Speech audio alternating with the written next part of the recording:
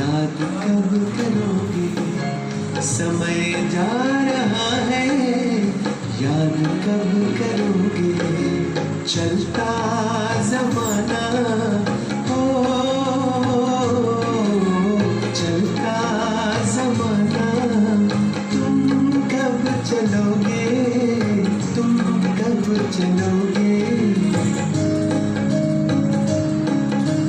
समय जा रहा है, याद कब करोगे, समय जा रहा है, याद कब करोगे।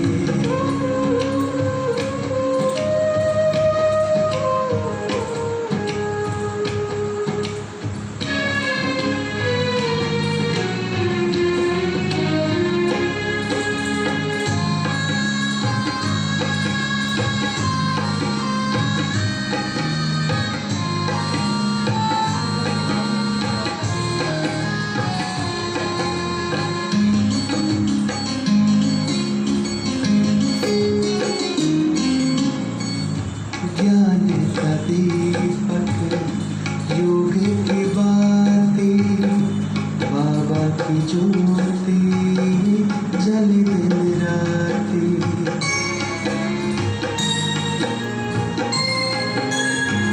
किसकी फिर सुनोगे, किसकी फिर सुनोगे, समय जा रहा है, याद कब करोगे, समय जा रहा है, याद कब करोगे।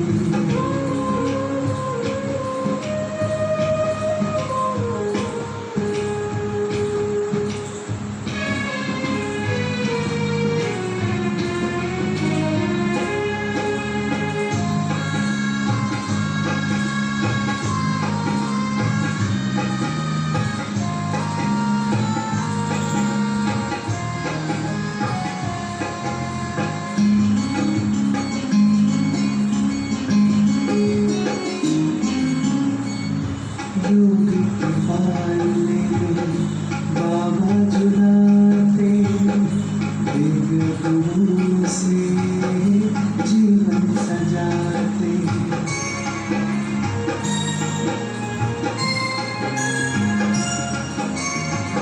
श्वासों का अब कोई नहीं है ठिकाना, फिर कब करोगे, फिर कब करोगे, समय जा रहा है, याद कब करोगे, समय जा रहा है, याद कब करोगे, चलता ज़माना हो, चलता ज़माना, तुम कब चलोगे, तुम कब चलोगे, समय जा रहा है, याद कब करोगे, समय जा रहा है, याद कब करोगे।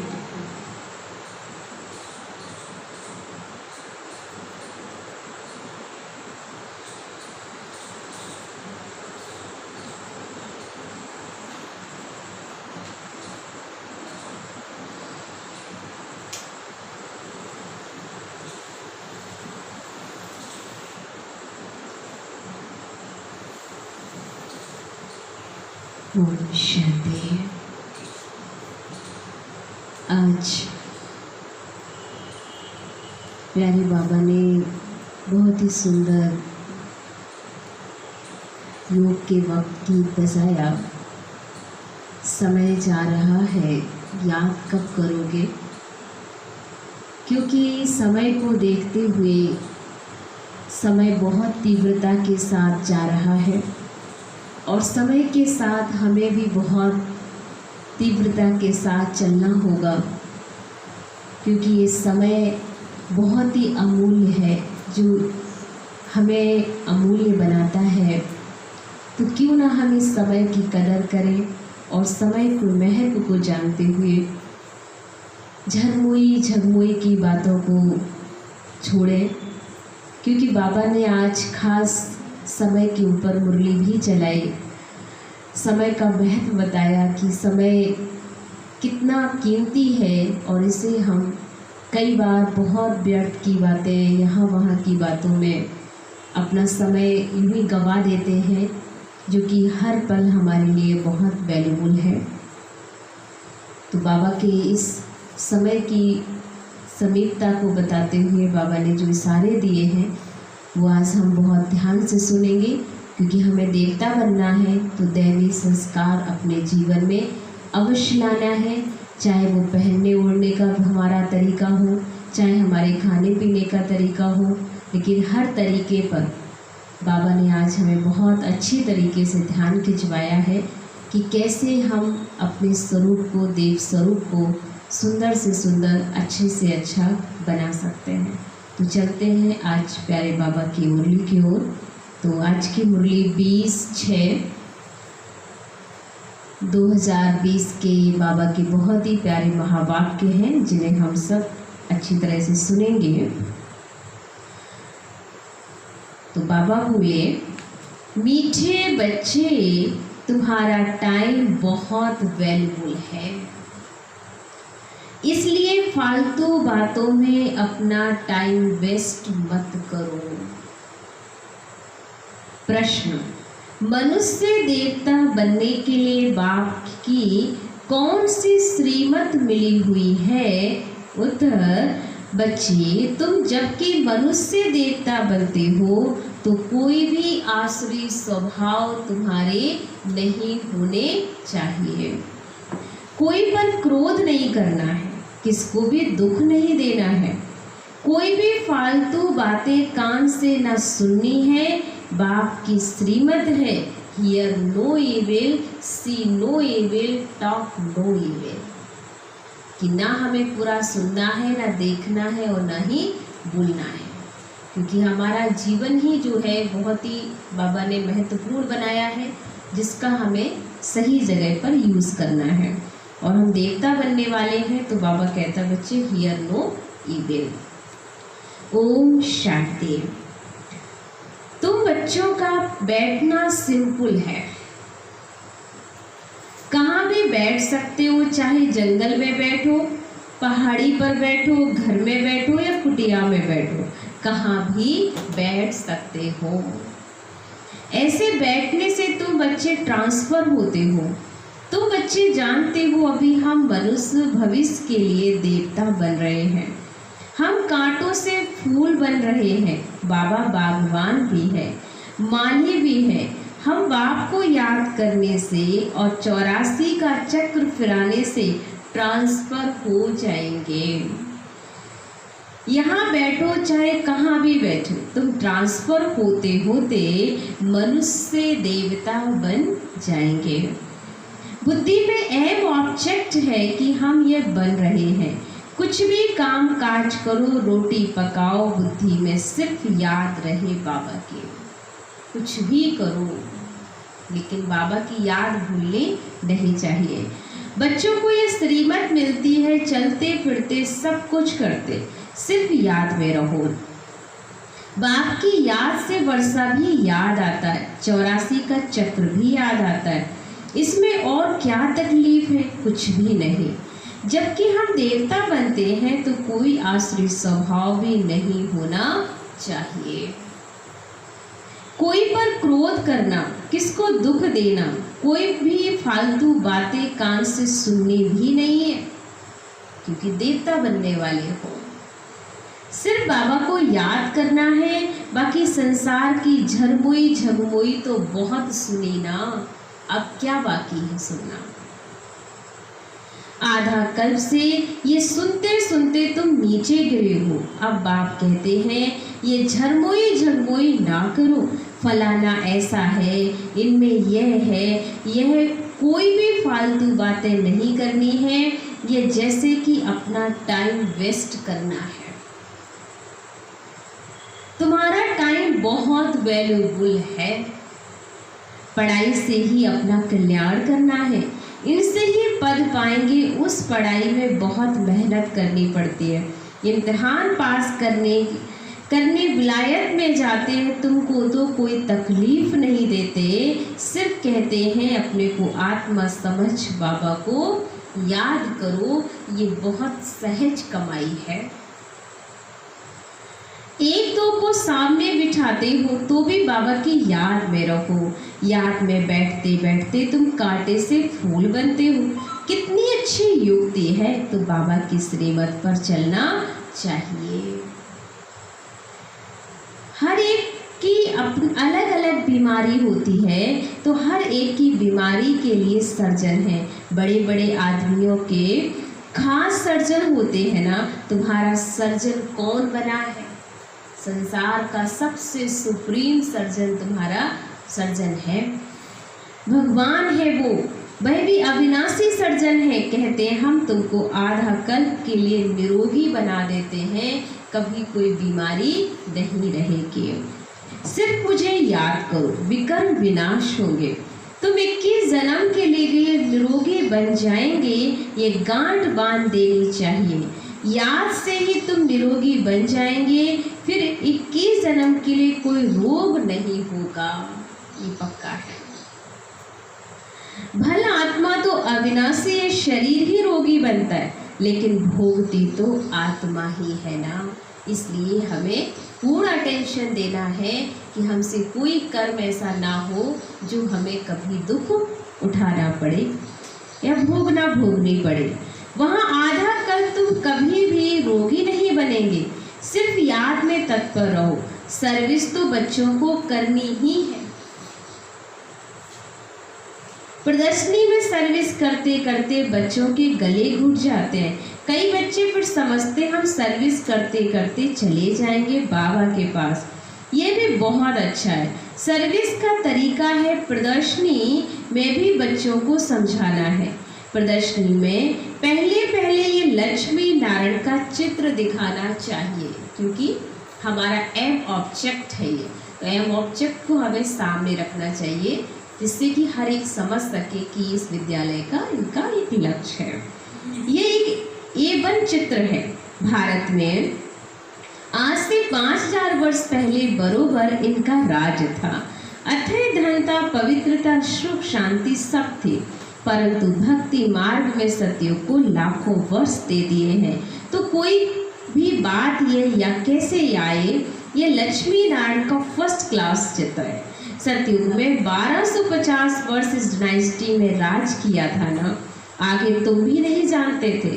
अभी बाप ने तो बच्चों को स्मृति दिलाई है कि तुमने सारे विश्व पर राज किया था। क्या तुम भूल गए हो? ये सारा भारत हमारा पूरा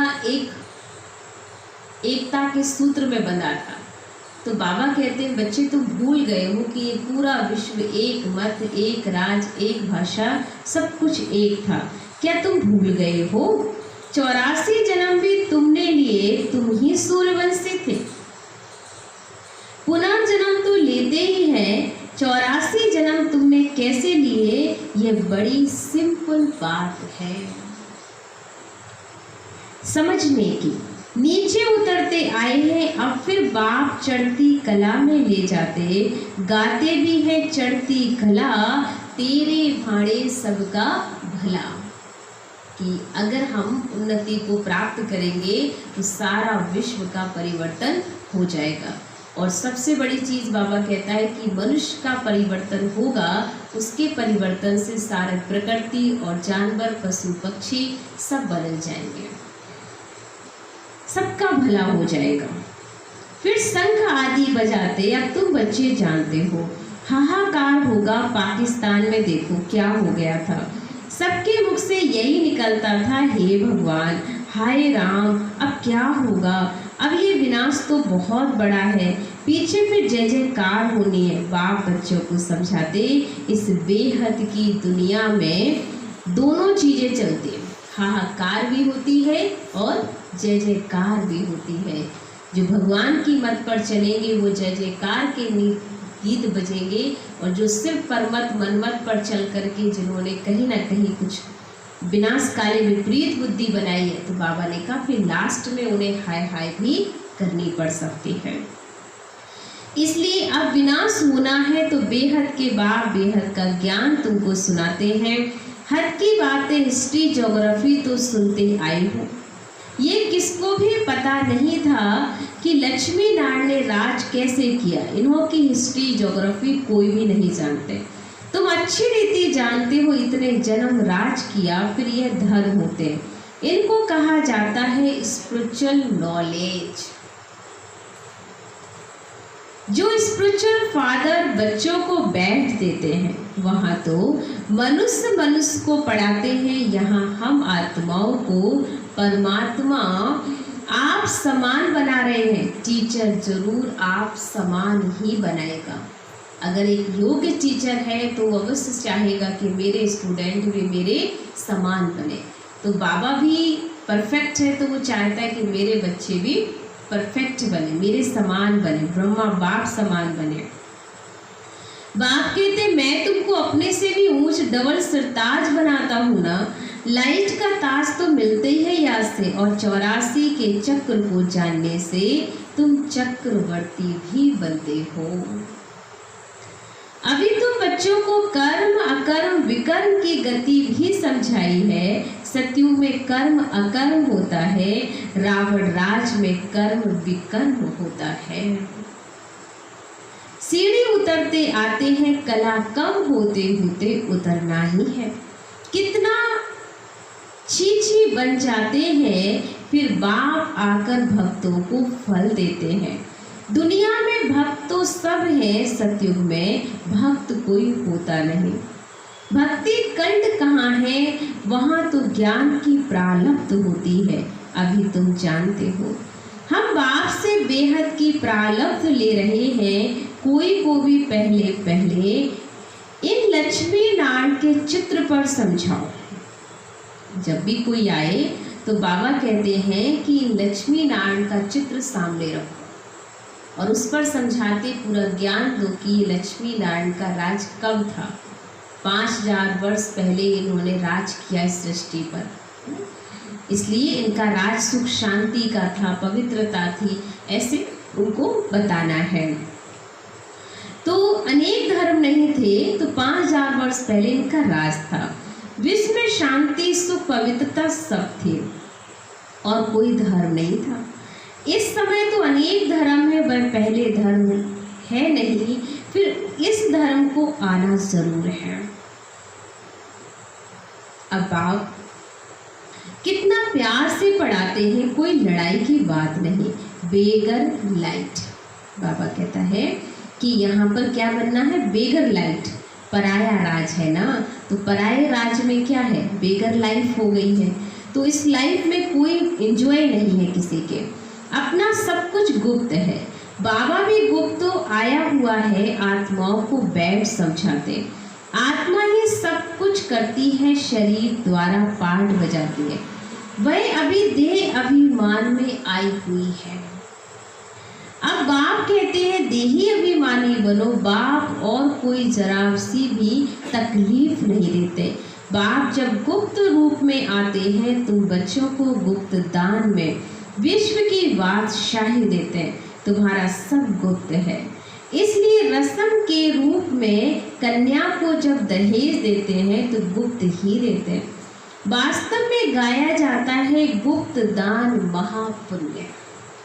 जो भी दान पुण्य करना है गुप्त करना है, क्योंकि बाबा कहते हैं राज ही पराया है, तो इस राज्य में हमें अपने आने वाले भविष्य की कमाई करनी है। तो इसलिए गुप्त दान महापुण्य। 2-4 को मालूम पड़ा तो वह ताकत कम हो जाती है, इसलिए जब दान करो तो कहते हैं एक हाथ से दो तो दूसरे हाथ को पता भी ना चले। बाप कहते हैं बच्चे तुम प्रदर्शनी में पहले इस लक्ष्मी नारायण के चित्र पर सबको समझाओ। तुम चाहते हो ना विश्व में शांति हो, परंतु वह कब थी ये किसकी बुद्धि में नहीं है, अभी तुम जानते हो। सतयुग में पवित्रता सुख शांति सब थी, याद भी करते हैं फलाना स्वर्गवासी हुआ। समझते कुछ नहीं है, जिसको जो आया कह देते, अर्थ कुछ नहीं है ड्रामा। मीठे मीठे बच्चों को बुद्धि में ज्ञान है कि हमने 84 का चक्र लगाए। अभी बाप आए हैं पतित दुनिया से पावन दुनिया में ले जाने। बाप की याद में रहते ट्रांसफर होते जाते हैं, कांटे से फूल बनते हैं। फिर हम चक्रवर्ती राजा बनेंगे। बनाने वाला कौन? बाबा है ना। वही परम आत्मा तो सदैव प्योर है, वही आते हैं प्योर बनाने। सत्युग में तुम खूबसूरत बन जाएंगे, वहाँ नेचुरल ब्यूटी रहती है। आजकल तो देखो आर्टिफिशियल श्रृंगार करते हैं ना, क्या क्या फैशन निकला है दुनिया में। पहनने ओढ़ने में भी बाबा कहते हैं कोई सभ्यता नहीं है जो कि हमारे सभ्यता सतयुग में थी। तो क्या क्या फैशन निकला हुआ है, कैसे कैसे ड्रेस पहनते हैं। आगे फीमेल्स बहुत पर्दे में रहती थी कि कोई नजर ना पड़े, अभी तो और ही खुला कर दिया है। तो जहां तहां गंद बढ़ गया है। बाप कहते हियर नो इविल, आपको इन बातों को सुनना ही नहीं है। राजा में पावर रहती, ईश्वर अर्दान करते हैं तो उसमें पावर रहती है। यहाँ तो कोई में भी पावर है नहीं। जिसको जो आया करते रहते हैं, बहुत गंदे मनुष्य हैं। तो बहुत सौभाग्यशाली हो जो खिवैया ने हाथ पकड़ा है। तुम ही कल्प कल्प निमित्त बनते हो, तुम जानते हो। पहले मुख्य देह अभिमान, उसके बाद ही सब भूल आते हैं, भूत आते हैं। मेहनत करनी होती, अपने को आत्मा समझ बाबा को याद करो, क्योंकि सबसे पहला विकार आता है देह अभिमान, और उसके बाद फिर अनेक भूत माने काम क्रोध लोभ मोह अहंकार, ऐसे अनेक भूत आना शुरू कर देते हैं। तुम ये बातें समझ गए हो। आत्मा समझ बाबा को याद करो, ये कोई कड़वी दवाई नहीं है। सिर्फ कहते हैं अपने को आत्मा समझ बाबा को याद करो। फिर कितना भी पैदल बाबा की याद में रह करते जाओ, कभी टांगे थकेंगी नहीं, हल्के हो जाएंगे। बहुत मदद मिलती है तो मास्टर सर्वशक्तिवान बन जाते हो। तुम जानते हो हम विश्व का मालिक बनते हैं। बाबा के पास आए हैं और कोई तकलीफ नहीं देते, सिर्फ बच्चों को कहते हियर नो इविल। जो सर्विसेबल बच्चे हैं उनके मुख से तो सदैव ज्ञान रतन ही निकलेंगे। ज्ञान की बातों के सिवाय और कोई बात मुख से नहीं निकल सकती। तुम्हें बाह्यात झरमोई झगमोई की बातें कभी नहीं सुनने। सर्विस करने वालों के मुख से सदैव रतन ही निकलते। ज्ञान की बातों के सिवाय बाकी पत्थर, सारे पत्थर ही हैं। और पत्थर को क्या करेंगे? तो बाबा कहते हैं ये बाकी ज्ञान के सिवाय बातों के सिवाय बाकी सब पत्थर मारना है, और पत्थर नहीं मारते तो जरूर ज्ञान रतन है। जितनी भी हम बाहरी बाह्यात बातें करते हैं, बाबा उनको कहता है ये पत्थर है। एक दूसरे को बात ऐसे बोल देना, अर्थात हमने उसे पत्थर मार दिया। या पत्थर मारेंगे या अविनाशी ज्ञान रतन दे देंगे, जिसकी वैल्यू कथन नहीं कर सकते। बाप आकर तुमको ज्ञान रतन देते हैं, वह है भक्ति। पत्थर ही लगाते रहते हैं। बच्चे जानते हैं बाबा बहुत बहुत मीठा है। आधा कल्प गाते आते हैं तुम माता पिता, परंतु अर्थ कुछ भी नहीं समझते थे। तोते विसल सिर्फ गाते रहते थे। तो बच्चों को कितनी खुशी होनी चाहिए। बाबा हमको बेहद का वर्षा विश्व की बादशाही देते हैं। 5000 वर्ष पहले हम विश्व के मालिक थे, अभी नहीं है, फिर बनेंगे। शिव बाबा ब्रह्मा द्वारा वर्षा देते हैं। ब्राह्मण कुल चाहिए ना, भागीरथ कहने से भी समझ ना सके, इसलिए ब्रह्मा और उनका फिर ब्राह्मण कुल है। ब्रह्मा तन में प्रवेश करते हैं, इसलिए उनको भागीरथ कहा जाता है। ब्रह्मा के बच्चे ब्राह्मण हैं। ब्राह्मण है चोटी। विराट रूप में ऐसा होता, ऊपर में बाबा, फिर संगम योगी ब्राह्मण, जो कि ईश्वरीय संतान बनते हैं। तुम जानते हो अभी हम ईश्वरीय संतान हैं, फिर दैवी संतान बनेंगे तो डिग्री कम हो जाएगी। ये लक्ष्मी नारायण भी डिग्री कम है क्योंकि इनमें ज्ञान नहीं है, ज्ञान ब्राह्मणों में है, परंतु लक्ष्मी नारायण को अज्ञानी नहीं कहेंगे। बाबा कहते क्योंकि वो ज्ञानी है, उन्हें पूर्ण अपना ज्ञान है, इसलिए उन्हें हम अज्ञानी नहीं कह सकते। भले उनको सृष्टि के आदि मद अंत का ज्ञान उस समय मर्ज नहीं रहता है, लेकिन बाबा कहते ये मर्ज नहीं होता है, मर्ज रहता है, पर फिर भी हम उसे अज्ञानी नहीं कह सकते। अज्ञानी इस समय कलयुग में है क्योंकि यहाँ पर किसी को न स्वयं का ज्ञान है न अपने घर का ज्ञान है, इसलिए यहाँ अज्ञानी है, पर वहाँ सभी ज्ञानी। और इस समय जब बाबा के बच्चे बन गए हैं तो भी हम ज्ञानी ही कहलाएंगे, अज्ञानी नहीं कहलाएंगे, क्योंकि बाबा ने हमें सृष्टि के आदि मध्य अंत का ज्ञान दे दिया है। इन्होंने ज्ञान से यह पद पाया, तुम ब्राह्मण कितने ऊंच हो फिर देवता बनते हो तो कुछ भी ज्ञान नहीं रहता है। उनमें ज्ञान होता है तो दैवी वंश में परंपरा से चला आता है। मीठे मीठे सिकी लदे बच्चों को सब राज सब युक्तियाँ बतलाते। ट्रेन में बैठे भी तुम सर्विस कर सकते हो। एक चित्र पर भी आपस में बैठ बात करेंगे तो ढेर आकर इकट्ठे होंगे। जो इस कुल का होगा वह अच्छी रीति धारणा कर प्रजा बन जाएगा। चित्र तो बहुत अच्छे अच्छे हैं सर्विस के लिए। हम भारतवासी पहले देवी देवता थे, अभी तो कुछ नहीं है। फिर हिस्ट्री रिपीट होती है, बीच में ये संगम युग जिसमें तुम पुरुषोत्तम बनते हो। जो वक्त है ये सबसे उत्तम बनने का। अच्छा, मीठे मीठे सिकी लदे बच्चों प्रति माँ पिता बाप दादा का याद प्यार और गुड मॉर्निंग। रूहानी बाप की रूहानी बच्चों को नमस्ते। हम रूहानी बच्चों की रूहानी बाप दादा को दिल व जान से सिक व प्रेम से याद प्यार और गुड मॉर्निंग। नमस्ते नमस्ते नमस्ते। शुक्रिया बाबा, शुक्रिया बाबा, शुक्रिया।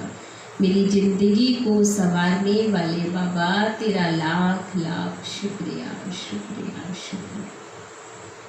अब सुनेंगे धारणा के लिए मुख्य सार, जो सारा दिन हमें अटेंशन देना है।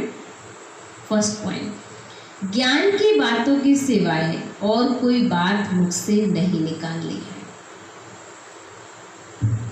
ज्ञान की बातों के सिवाय और कोई बात मुझसे नहीं निकालनी है। झरमुई झगमुई की बातें कभी नहीं सुननी है। मुझसे सदैव रतन ही निकलते रहे, पत्थर नहीं।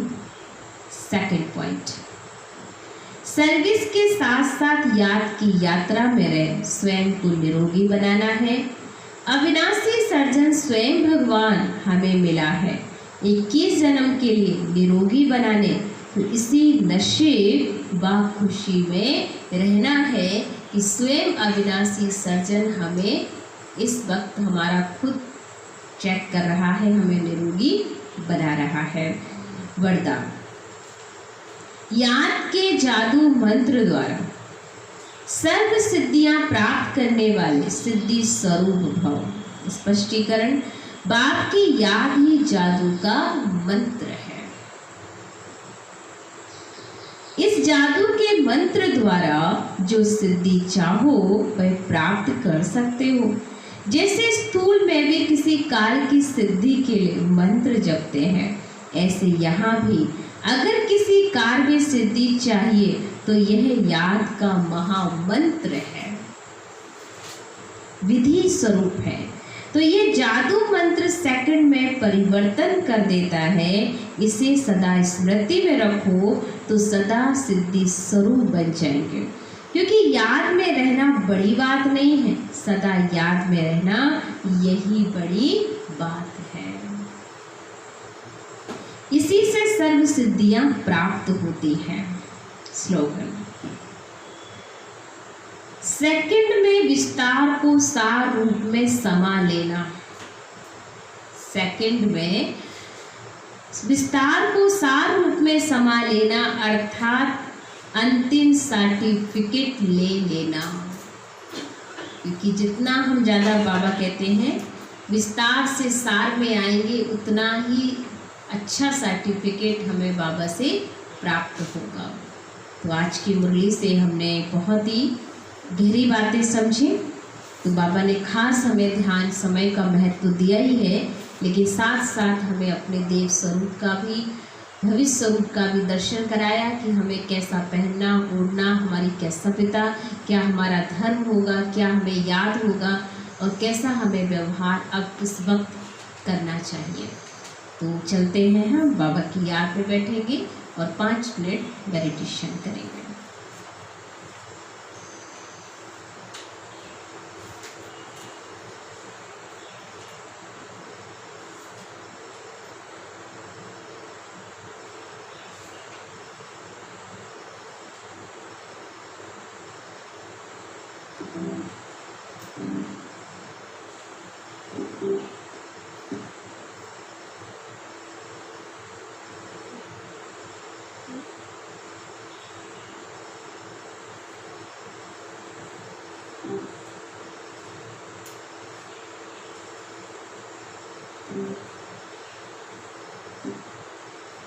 चिंतन करें।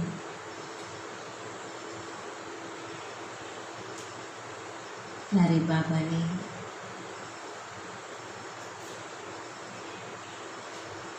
उच्च आत्मा को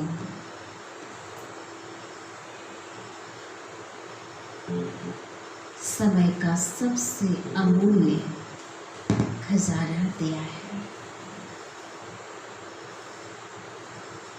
इस खजाने को पाकर मैं आत्मा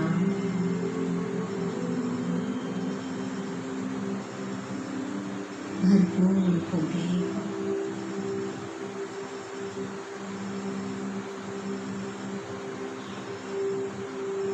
ये समय का अमूल्य खजाना मेरा भविष्य का निर्माण करेगा।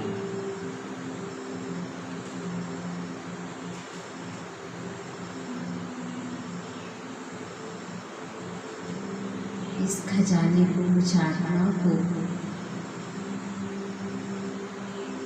श्रेष्ठ कार्य में ही लगाना है।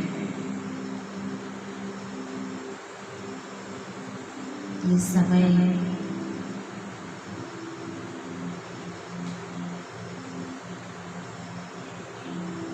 मेरे जीवन को बदल देगा। मेरे परिवर्तन से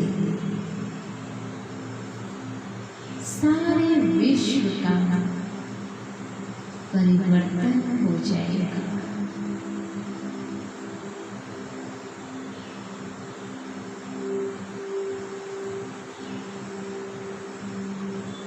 प्यारे बाबा ने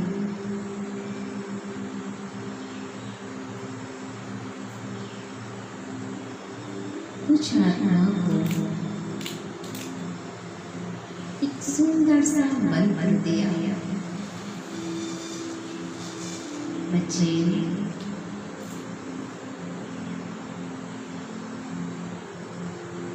यहाँ का जादू का मंत्र तुम सदा याद रखो। तुम्हें हर पल मेरी मदद अनुभव होती रहेगी।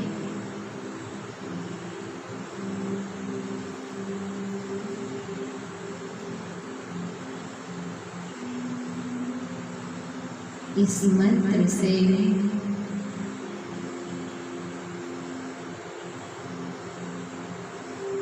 मैं आत्मा हर असंभव कार्य भी संभव कर सकती हूँ। मेरे बाबा आज अपने उजाला को अटेंशन खिंचवाया।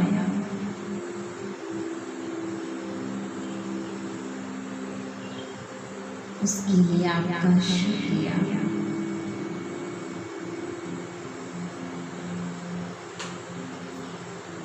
आप सदा मेरे साथ हो।